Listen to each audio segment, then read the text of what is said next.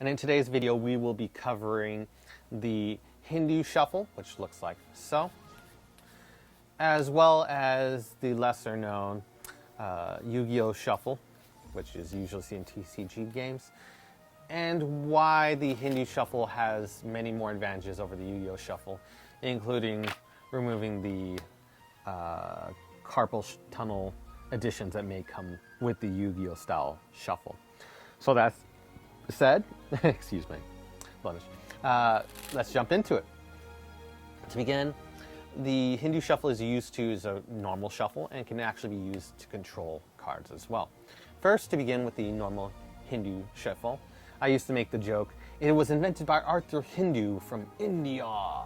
And people go, really? No. A little bit of funny sarcasm, but just a little joke you play with. So it begins by the mechanic's grip, the usual mechanic's grip, 3 fingers on the sides, forefinger on top, thumb on left, and then the middle finger and thumb on the sides. Forefinger here. Forefinger will actually play a slightly important use here. It plays more important use than just coalescing with the rest of the pack in the previous videos. And so what we do is, in this state, we will go from here where the packet is, and we will lift it up because we're going to need this area, this lower area right here for the rest of the shuffles of the cards when we're relaxing and letting the cards fall. So thumb will lift up the packet. So it allows for that. So it goes from mechanic's grip and just lifting up. So it's an elevated mechanic's grip, if anything, just with the thumb. Middle finger and thumb, you can maybe lift a pinky back or adjust so we can be able to take the packet from the long side right here. And middle finger and thumb will come, take the packet. Forefinger will be there as well. Excuse me one second. There are some mosquitoes here. So we will continue. We take it from middle finger and thumb, take the packet. I guess middle finger and thumb can really do it. Forefinger's just hanging. I really thought it would play more of a role. So middle finger and thumb, take the packet right here. Forefinger will just be here for looking cool. And then the middle finger and thumb of the dominant hand will take an upper packet, a small upper packet from here. And we want the grip to be above. So we want to lift it above like so. We don't want to do it from below. This is the Yu-Gi-Oh! Style Shuffle, which I'll cover in just a bit. But we want to lift it from above, middle finger and thumb come from above. And this will erase or remove any pains coming later with practice because below, I might as well mention it, the Yu-Gi-Oh! Style Shuffle, doing it like this,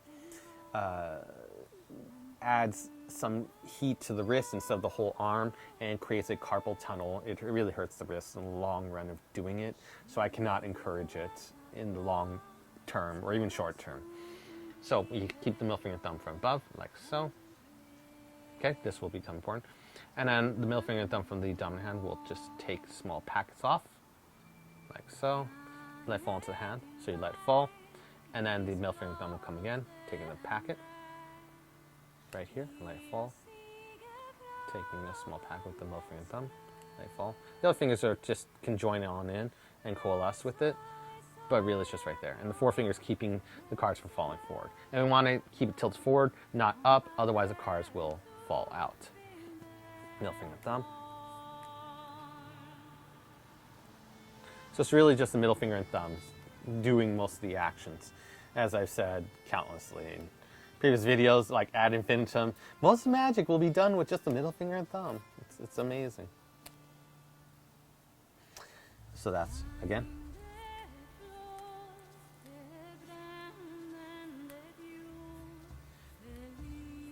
And that's the basic shuffle. That's what it looks like. So now you can go to your friends, hey, I know a cool shuffle. Let me show you how it looks. And don't worry about being messy. That only adds to the mix. You could, if your card ever does fall out, you could go, and this is your card, jokingly, and they all laugh, which is quite funny. And then the Yu-Gi-Oh! Shuffle, the Yu-Gi-Oh! Shuffle is from below, middle finger and thumb, similar technique. It looks like that. From the TCG card game. I don't know how people came up with this. I wonder if it was from the Yu-Gi-Oh! Show. They noticed people doing this and they just mimicked it, and that became the official shuffle, how they do it. I guess so.